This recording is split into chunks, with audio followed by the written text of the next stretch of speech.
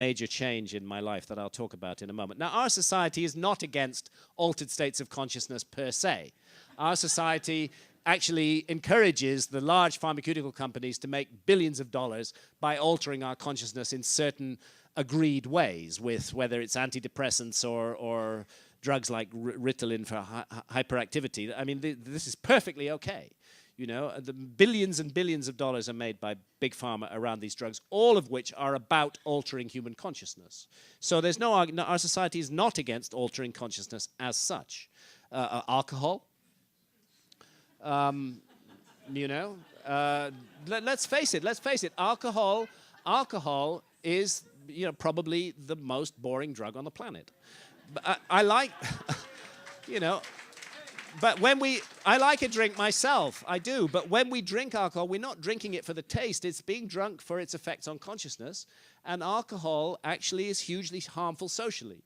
It causes vast numbers of social harms and makes people very ill, and liver damage and road accidents and all kinds of huge problems associated with alcohol. It's perfectly legal to alter our consciousness in that way. You know, you don't get sent to prison for drinking alcohol. You do get sent to prison if you damage somebody else under the influence of alcohol, and that's right and proper. But I think it should be like that with other drugs as well. And again, the alcohol industry is hugely glamorized in our society. Even tea and coffee, fundamentally, we're drinking those or the energy drinks for their effects on consciousness. So I think what it's about is our society particularly values and glorifies the alert, problem-solving state of consciousness.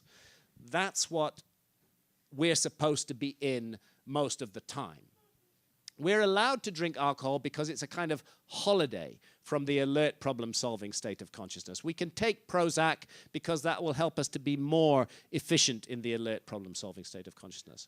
I have nothing against the alert problem-solving state of consciousness.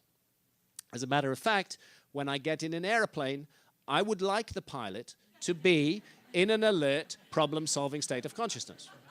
And I would like him to stay in that state of consciousness until he lands the plane.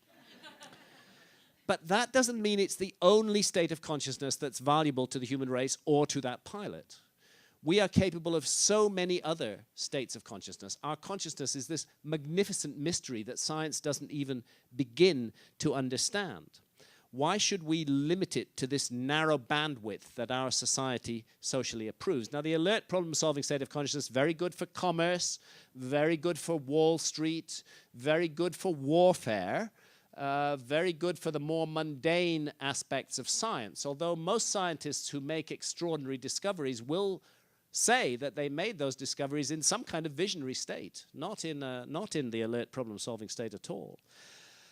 And we've been told that if we just keep investing in this one state of consciousness and accept all other states of consciousness to be demonized, it's okay in our society to make nuclear weapons and to invest in them and have huge stockpiles of nuclear weapons, but smoke DMT and you go to jail.